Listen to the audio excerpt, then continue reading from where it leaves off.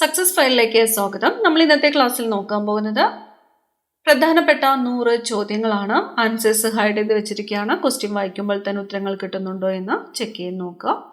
നമ്മൾ അസിസ്റ്റന്റ് സെയിൽസ്മാൻ്റെ പരീക്ഷയ്ക്ക് വേണ്ടിയിട്ടുള്ള ക്ലാസ്സുകളാണ് ഇപ്പോൾ ചെയ്തുകൊണ്ടിരിക്കുന്നത്. ക്ലാസ്സുകൾ ഫോളോ ചെയ്യുന്നവർ സ്ഥിരമായിട്ട് ഫോളോ ചെയ്യുക. എന്നാൽ മാത്രമേ എനിക്ക് കൂടുതൽ ക്ലാസ്സുകൾ പ്രൊവൈഡ് ചെയ്യാൻ സാധിക്കുകയുള്ളൂ. അപ്പോൾ നമുക്ക് സ്റ്റാർട്ട് ചെയ്യാം. ആദ്യത്തെ ചോദ്യം, ജനാധിപത്യത്തിന്റെ സൂര്യ തേജസ് എന്നറിയപ്പെടുന്നത് ജനാധിപത്യത്തിന്റെ സൂര്യ തേജസ് എന്നറിയപ്പെടുന്നത്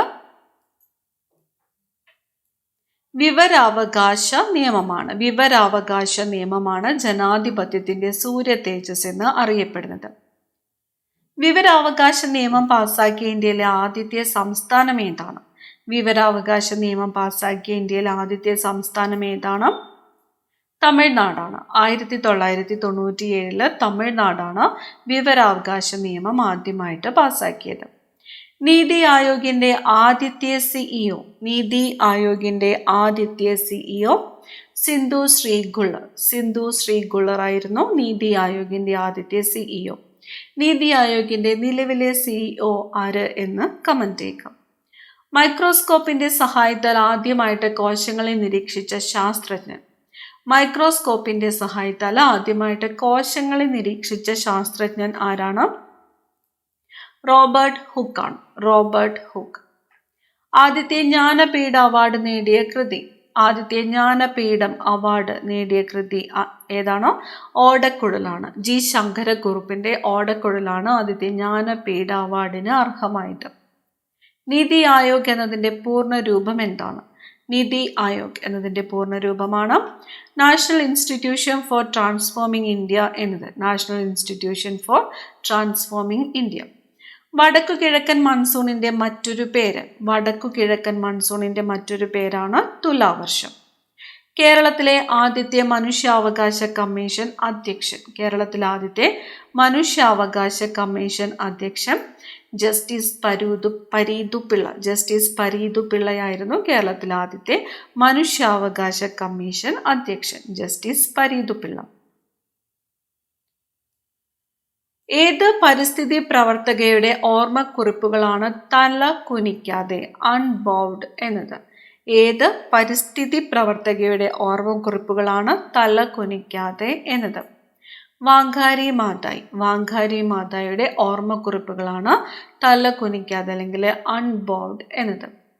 10+2+3 എന്ന രീതിയിൽ വിദ്യാഭ്യാസം നടപ്പിലാക്കണമെന്ന് ശുപാർശ ചെയ്ത കമ്മീഷൻ ഏതാണ്? 10+2+3 എന്ന രീതിയിൽ വിദ്യാഭ്യാസം നടപ്പിലാക്കണം എന്ന് ശുപാർശ ചെയ്തത് ഡോക്ടർ DS കോത്താരി കമ്മീഷൻ ആണ്. മൺസൂൺ കാലത്ത് മാത്രം ഒഴുകുന്ന ഇന്ത്യയിലെ നദി ഏതാണ്? നദിയാണ് ഗഗ്ഗർ. ഏത് നദിയാണ്? ഗഗ്ഗർ നദിയാണ്. ആകാശത്ത് തിരമാലകൾ പോലെ കാണപ്പെടുന്ന മേഘങ്ങൾ ഓൾട്ടോ കുമുലസ് ആണ്. ഓൾട്ടോ കുമുലസ് മേഘങ്ങളാണ് ആകാശത്ത് തിരമാലകൾ പോലെ കാണപ്പെടുന്നത്. കേരളത്തിലെ ആദ്യത്തെ സ്പീഡ് പോസ്റ്റ് സെന്റർ എറണാകുളം. സൂര്യനിലും മറ്റു നക്ഷത്രങ്ങളിലും ദ്രവ്യം സ്ഥിതി ചെയ്യുന്ന അവസ്ഥ പ്ലാസ്മാവസ്ഥയാണ്. പ്ലാസ്മാവസ്ഥയിലാണ് സൂര്യനിലും മറ്റു നക്ഷത്രങ്ങളിലും ദ്രവ്യം സ്ഥിതി ചെയ്യുന്നത്. ഉൽക്കകൾ ഭൗമാന്തരീക്ഷത്തിൽ എത്തുമ്പോൾ കത്തുന്നതിന് കാരണം ഘർഷണബലം. മനുഷ്യനിൽ ഏത് ഹോർമോണിന്റെ കുറവാണ് വാമനത്വത്തിന് കാരണമാകുന്നത്? സൊമാറ്റോട്രോപ്പിന്റെ കുറവാണ് മനുഷ്യനിൽ വാമനത്വത്തിന് കാരണമാകുന്നത്. ഭാരതപ്പുഴയിൽ സ്ഥിതി ചെയ്യുന്ന ഏറ്റവും വലിയ അണക്കെട്ട് ഏതാണ്? അണക്കെട്ടാണ് മലമ്പുഴ ഡാം. സെറോസൈറ്റ് എന്തിന്റെ അയിരാണ്? ലെഡിന്റെ അയിരാണ്. ജനഗണമന തുടക്കത്തിൽ അറിയപ്പെട്ടിരുന്നത് ഭാരത് വിധാത എന്നാണ്. ഇന്ത്യയിൽ മുഖ്യമന്ത്രി പദത്തിലെത്തിയ ആദ്യ വനിതയാണ് സുജേത കൃപാലാനി. ഏഷ്യയിലെ ആദ്യത്തെ ആർച്ച് ഡാം ഏതാണ്? ഇടുക്കിയാണ്. ഇന്ത്യയിലെ ആദ്യത്തെ ഇ പേയ്മെന്റ് പഞ്ചായത്താണ് മഞ്ചേശ്വരം. മയിൽപീലി തൂക്കം എന്നറിയപ്പെടുന്ന കലാരൂപം. മയിൽപീലി തൂക്കം എന്നറിയപ്പെടുന്നത് അർജുന നൃത്തമാണ്. അർജുന നൃത്തമാണ് മയിൽപീലി തൂക്കം എന്നറിയപ്പെടുന്ന കലാരൂപം. ഭരണഘടനയുടെ ആമുഖം ഡ്രാഫ്റ്റിംഗ് കമ്മിറ്റിയിൽ അവതരിപ്പിച്ച വ്യക്തി ആരാണ്? ഭരണഘടനയുടെ ആമുഖം ഡ്രാഫ്റ്റിംഗ് കമ്മിറ്റിയിൽ അവതരിപ്പിച്ചത് ജവഹർലാൽ നെഹ്റു ആണ്. ജവഹർലാൽ നെഹ്റു. വാസ്കോഡ ഗാമയെ ഇന്ത്യയിലേക്ക് അയച്ച പോർച്ചുഗീസ് ഭരണാധികാരി ആര്? വാസ്കോഡ ഗാമയെ ഇന്ത്യയിലേക്ക് അയച്ച പോർച്ചുഗീസ് ഭരണാധികാരിയാണ് മാനുവൽ ഒന്നാമൻ. മാനുവൽ ഒന്നാമനാണ് വാസ്കോഡ ഗാമയെ ഇന്ത്യയിലേക്ക് അയച്ചത്. മനുഷ്യ ശരീരത്തിലെ ഏറ്റവും വലിയ അവയവം ഏതാണ്? ത്വക്കാണ്. ത്വക്കാണ് മനുഷ്യ ശരീരത്തിലെ ഏറ്റവും വലിയ അവയവം. പശ്ചിമഘട്ടത്തെ ലോക പൈതൃക കേന്ദ്രമായിട്ട് യുനെസ്കോ തിരഞ്ഞെടുത്ത വർഷം. പശ്ചിമഘട്ടം ലോക പൈതൃക കേന്ദ്രമായിട്ട് യുനെസ്കോ തിരഞ്ഞെടുത്തത് 2012 ക്വസ്റ്റ്യൻ നോട്ട് ചെയ്യുക, വർഷം നോട്ട് ചെയ്യുക. പശ്ചിമഘട്ടത്തിൽ ലോക പൈതൃക കേന്ദ്രമായിട്ട് യുനെസ്കോ തിരഞ്ഞെടുത്തത് 2012. കസ്തൂരി രംഗൻ റിപ്പോർട്ടിലെ ഭേദഗതികൾ പരിശോധിക്കാൻ സംസ്ഥാന സർക്കാർ നിയോഗിച്ച കമ്മിറ്റി. കസ്തൂരി രംഗൻ റിപ്പോർട്ടിലെ ഭേദഗതികൾ പരിശോധിക്കാൻ വേണ്ടിയിട്ട് സംസ്ഥാന സർക്കാർ നിയോഗിച്ച കമ്മിറ്റിയാണ് ഉമ്മൻ വി ഉമ്മൻ കമ്മിറ്റി. കമ്മിറ്റിയുടെ പേര് ഉമ്മൻ വി ഉമ്മൻ കമ്മിറ്റി. ഇന്ത്യയുടെ കേപ്പ് കെനഡി എന്നറിയപ്പെടുന്നത്. ഇന്ത്യയുടെ കേപ്പ് കെനഡി എന്നറിയപ്പെടുന്നത് ശ്രീഹരിക്കോട്ടയാണ്. ശ്രീഹരിക്കോട്ട. റാണ പ്രതാപ് സാഗർ അണക്കെട്ട് ഏത് നദിയിലാണ്? റാണ പ്രതാപ് സാഗർ അണക്കെട്ട് സ്ഥിതി ചെയ്യുന്നത് ചമ്പൽ നദിയിലാണ്. രാജസ്ഥാനിലെ ചമ്പൽ നദിയിലാണ് റാണ പ്രതാപ് സാഗർ അണക്കെട്ട് സ്ഥിതി ചെയ്യുന്നത്. അറിവ് ശക്തിയാണ് അജ്ഞത മരണവും എന്ന് പറഞ്ഞത് ആര്? അറിവ് ശക്തിയാണ് അജ്ഞത മരണവും എന്ന് പറഞ്ഞത് സ്വാമി വിവേകാനന്ദനാണ്. നെയ്വേലി തെർമൽ പവർ സ്റ്റേഷൻ ഏത് രാജ്യത്തിന്റെ സഹകരണത്തോടെയാണ് സ്ഥാപിച്ചത്? നെയ്വേലി തെർമൽ പവർ സ്റ്റേഷൻ റഷ്യയുടെ സഹായത്തോടെയാണ്. റഷ്യ. നിദ്രാവേളയിൽ സെറിബ്രത്തിലേക്കുള്ള ആവേഗങ്ങളെ തടയുന്നത്. നിദ്രാവേളയിൽ സെറിബ്രത്തിലേക്കുള്ള ആവേഗങ്ങളെ തടയുന്നത് തലാമസ് ആണ്. തലാമസ്. ശരീരോഷ്മാവ് നിയന്ത്രിക്കുന്ന തലച്ചോറിലെ ഭാഗം. ശരീരോഷ്മാവ് നിയന്ത്രിക്കുന്ന തലച്ചോറിലെ ഭാഗമാണ് ഹൈപ്പോതലാമസ്. റാണിഗഞ്ച് കൽക്കരിപ്പാടം ഏത് സംസ്ഥാനത്താണ്? റാണിഗഞ്ച് കൽക്കരിപ്പാടം സ്ഥിതി ചെയ്യുന്നത് പശ്ചിമ ബംഗാളിലാണ്. പശ്ചിമ ബംഗാൾ. നക്ഷത്രങ്ങൾ മിന്നിത്തിളങ്ങുന്നതിന് കാരണമായ പ്രകാശ പ്രതിഭാസം. നക്ഷത്രങ്ങൾ മിന്നിത്തിളങ്ങുന്നതിന് കാരണമായ പ്രകാശ പ്രതിഭാസമാണ് അപവർത്തനം. പെട്രോളിയം രൂപം കൊള്ളുന്ന ശില. പെട്രോളിയം രൂപം കൊള്ളുന്നത് അവസാദ ശിലകളിലാണ്. പെട്രോളിയം രൂപം കൊള്ളുന്നത് അവസാദ ശിലകളിലാണ്. സാമ്പത്തിക ശാസ്ത്രത്തിൽ നോബൽ സമ്മാനം നേടിയ ആദ്യത്തെ ഏഷ്യക്കാരൻ. സാമ്പത്തിക ശാസ്ത്രത്തില് നോബൽ സമ്മാനം നേടിയ ആദ്യത്തെ ഏഷ്യക്കാരനാണ് അമർത്യ സെൻ. മഹാത്മാഗാന്ധി വർധ വിദ്യാഭ്യാസ പദ്ധതി മുന്നോട്ട് വെച്ച വർഷം. മഹാത്മാഗാന്ധി വർധ വിദ്യാഭ്യാസ പദ്ധതി മുന്നോട്ട് വെച്ചത് 1937 1937. കേരള ഗാനമായി അംഗീകരിച്ച ജയ ജയ കോമള കേരള ധരണി ജയ ജയ മാമക പൂജിത ജനനി എന്ന ഗാനം രചിച്ചത് ആര്? ബോധേശ്വരനാണ്. ബോധേശ്വരൻ. ശക്തമായ ബ്രേക്കുള്ളതും എന്നാൽ എഞ്ചിനില്ലാത്തതുമായ യന്ത്രമെന്ന് 1935 ഗവൺമെന്റ് ഓഫ് ഇന്ത്യ ആക്ടിനെ വിശേഷിപ്പിച്ചത് ആര്? ജവഹർലാൽ നെഹ്റു ആണ്. ജവഹർലാൽ നെഹ്റു ശക്തമായ ബ്രേക്കുള്ളതും എന്നാൽ എഞ്ചിനില്ലാത്തതുമായ യന്ത്രം എന്ന് വിശേഷിപ്പിച്ചത് എന്തിനെയാണ് എന്ന് ചോദിച്ചാൽ 1935 ഗവൺമെന്റ് ഓഫ് ഇന്ത്യ ആക്ടിനെ ആണ്. ഇന്ത്യയുടെ രാഷ്ട്രീയ ജാതകം എന്ന ആമുഖത്തെ വിശേഷിപ്പിച്ചത് ആര്? ഇന്ത്യയുടെ രാഷ്ട്രീയ ജാതകം എന്ന ആമുഖത്തെ വിശേഷിപ്പിച്ചത് KM മുൻഷിയാണ്. KM മുൻഷി. മയോളജി എന്തിനെക്കുറിച്ചുള്ള പഠനമാണ്? മയോളജി പേശികളെക്കുറിച്ചുള്ള പഠനമാണ് മയോളജി. പേശികളെക്കുറിച്ചുള്ള പഠനമാണ് മയോളജി. പ്രോ വിറ്റാമിൻ എ എന്നറിയപ്പെടുന്നത്. പ്രോ വിറ്റാമിൻ എ എന്നറിയപ്പെടുന്നത് ബീറ്റ കരോട്ടിനാണ്. ബീറ്റ കരോട്ടിനാണ് പ്രോ വിറ്റാമിൻ എ എന്ന് അറിയപ്പെടുന്നത്. വൈലോപ്പിള്ളിയുടെ ഏത് കവിതാ സമാഹാരത്തിലാണ് മാമ്പഴം എന്ന കവിത ഉൾപ്പെടുത്തിയിരിക്കുന്നത്? മാമ്പഴം എന്ന കവിത ഉൾപ്പെടുത്തിയിരിക്കുന്നത് കന്നിക്കൊയ്ത്ത് എന്ന കവിതാ സമാഹാരത്തിലാണ്. ആരുടേതാണ്? വൈലോപ്പിള്ളിയുടെ കൃതിയാണ്. ആന്ത്രാക്സിന് കാരണമാകുന്ന ബാക്ടീരിയ. ആന്ത്രാക്സിന് കാരണമാകുന്നത് ബാസിലസ് ആന്ത്രാസിസ് ആണ്. Bacillus anthracis. പാലക്കാട് ചുരത്തിലൂടെ ഒഴുകുന്ന നദി ഏതാണ്? പാലക്കാട് ചുരത്തിലൂടെ ഒഴുകുന്ന നദി ഭാരതപ്പുഴയാണ്. പശ്ചിമഘട്ടത്തിന്റെ തെക്കേ അറ്റത്തെ കൊടുമുടി ഏതാണ്? പശ്ചിമഘട്ടത്തിന്റെ തെക്കേ അറ്റത്തെ കൊടുമുടിയാണ് അഗസ്ത്യാർകുടം. ടെറ്റനസിന് കാരണമാകുന്ന ബാക്ടീരിയ. ടെറ്റനസിന് കാരണമാകുന്നത് ബാക്ടീരിയയാണ്. ഏത് ബാക്ടീരിയയാണ്? ക്ലോസ്ട്രീഡിയം ടെറ്റനി എന്ന ബാക്ടീരിയയാണ് ടെറ്റനസിന് കാരണമാകുന്നത്. Clostridium tetany. വ്യവസായികളും വ്യാപാരികളും കൂടുതലായിട്ട് ഉപയോഗിക്കുന്ന നിക്ഷേപ പദ്ധതി ഏതാണ്? പ്രചലിത നിക്ഷേപമാണ്. പ്രചലിത നിക്ഷേപം കൂടുതലായിട്ട് ഉപയോഗിക്കുന്നത് വ്യവസായികളും വ്യാപാരികളും. ആര്യഭട്ട ഉപഗ്രഹത്തിന്റെ ഭാരം എത്ര കിലോഗ്രാം ആയിരുന്നു? ആര്യഭട്ടയുടെ ഭാരം 360 കിലോഗ്രാം ആയിരുന്നു. ആര്യഭട്ടയുടെ ഭാരം 360 കിലോഗ്രാം. ഇന്ത്യയുടെ ആദ്യത്തെ ഉപഗ്രഹമായിരുന്നു ആര്യഭട്ട. ആര്യഭട്ടയുടെ ഭാരം 360 കിലോഗ്രാം ആയിരുന്നു. അതുപോലെ ആര്യഭട്ട വിക്ഷേപിച്ച ഡേറ്റ് ഒന്ന് ഓർത്തു വയ്ക്കുക. ഏപ്രിൽ 19, 1975 1975 ഏപ്രിൽ 19 ആര്യഭട്ട വിക്ഷേപിച്ചത്. ഈ ഡേറ്റ് പ്രത്യേകം നോട്ട് ചെയ്യുക. നിയോറ വാലി ദേശീയോദ്യാനം ഏത് സംസ്ഥാനത്താണ്? നിയോറ വാലി ദേശീയോദ്യാനം ഏത് സംസ്ഥാനത്താണ്? പശ്ചിമ ബംഗാളിലാണ്. പശ്ചിമ ബംഗാൾ. കേരളത്തിൽ ആദ്യത്തെ കമ്മ്യൂണിറ്റി ടൂറിസം പ്രോഗ്രാം ആരംഭിച്ചത് എവിടെ? കേരളത്തിലെ ആദ്യത്തെ കമ്മ്യൂണിറ്റി ടൂറിസം പ്രോഗ്രാം ആരംഭിച്ചത് മൺട്രോ തുരുത്തിലാണ്. മൺട്രോ തുരുത്ത്. ലൈഫ് ആഫ്റ്റർ ഡെത്ത് ആരെഴുതിയ പുസ്തകമാണ്? ലൈഫ് ആഫ്റ്റർ ഡെത്ത് എന്ന പുസ്തകം VR കൃഷ്ണയ്യരുടേതാണ്. VR കൃഷ്ണയ്യർ. പുസ്തകത്തിന്റെ പേര് ലൈഫ് ആഫ്റ്റർ ഡെത്ത്. വിവേകവർദ്ധിനി എന്ന പ്രസിദ്ധീകരണം ആരംഭിച്ചത് ആര്? വിവേകവർദ്ധിനി എന്ന പ്രസിദ്ധീകരണം ആരംഭിച്ചത് വീരേശലിംഗമാണ്. വിവേകവർദ്ധിനി ആരുടേതാണ്? വീരേശലിംഗം. വിറ്റാമിൻ എന്ന പദത്തിന്റെ ഉപജ്ഞാതാവ് ആര്? വിറ്റാമിൻ എന്ന പദത്തിന്റെ ഉപജ്ഞാതാവ് കാസിമർ ഫങ്ക് ആണ്. Casimir funk. മനുഷ്യ ശരീരത്തിലെ ആകെ അസ്ഥികളുടെ എണ്ണം. മനുഷ്യ ശരീരത്തിലെ ആകെ അസ്ഥികളുടെ എണ്ണം 206. മേരി കോമിന്റെ ആത്മകഥയുടെ പേര്. മേരി കോമിന്റെ ആത്മകഥയാണ് അൺബ്രേക്കബിൾ എന്നത്. അൺബ്രേക്കബിൾ. മേരി കോമിന്റെ ആത്മകഥ. അന്തരീക്ഷമില്ലാത്ത ഗ്രഹം ഏതാണ്? അന്തരീക്ഷമില്ലാത്ത ഗ്രഹം ബുധനാണ്.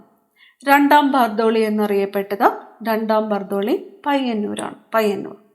കുഞ്ഞിക്കണ്ണൻ ഗുരുക്കൾക്ക് വാഗ്ഭടാനന്ദൻ എന്ന പേര് നൽകിയത്. വാഗ്ഭടാനന്ദൻ എന്ന പേര് നൽകിയത് ആലത്തൂർ ശിവയോഗിയാണ്. കുഞ്ഞിക്കണ്ണൻ ഗുരുക്കൾക്ക് വാഗ്ഭടാനന്ദൻ എന്ന പേര് നൽകിയത് ആലത്തൂർ ശിവയോഗി.